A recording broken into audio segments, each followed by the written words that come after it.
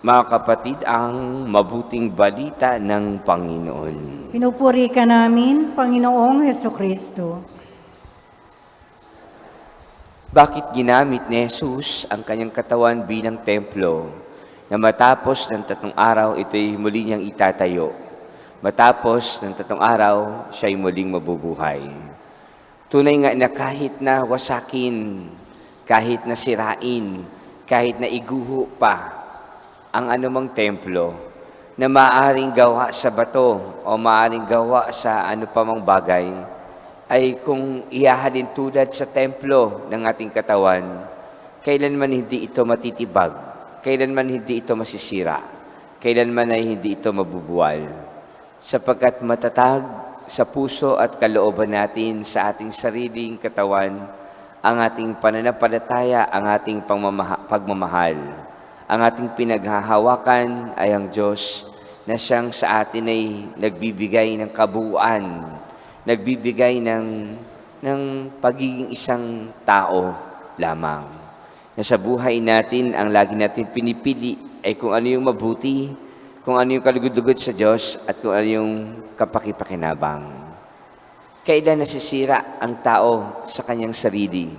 Kapag gumuho na ang kanyang pananalig, pagka nabuwal na ang kanyang pananampalataya, kapag ka unti-unti nang nadurog sa kanyang puso ang tibay at ang lakas ng loob.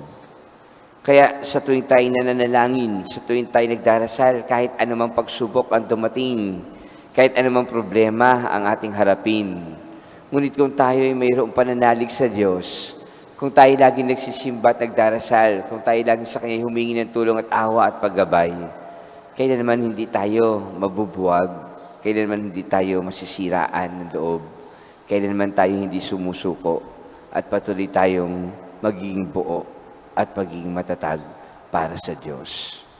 Kaya sa ating paglapit sa banal na misang ito, lagi tayong magtiwala at manalig sa tulong at awa ng Panginoon. Siya ang ating lakas, siya ang ating katatagan, siya ang ating kaliwanagan.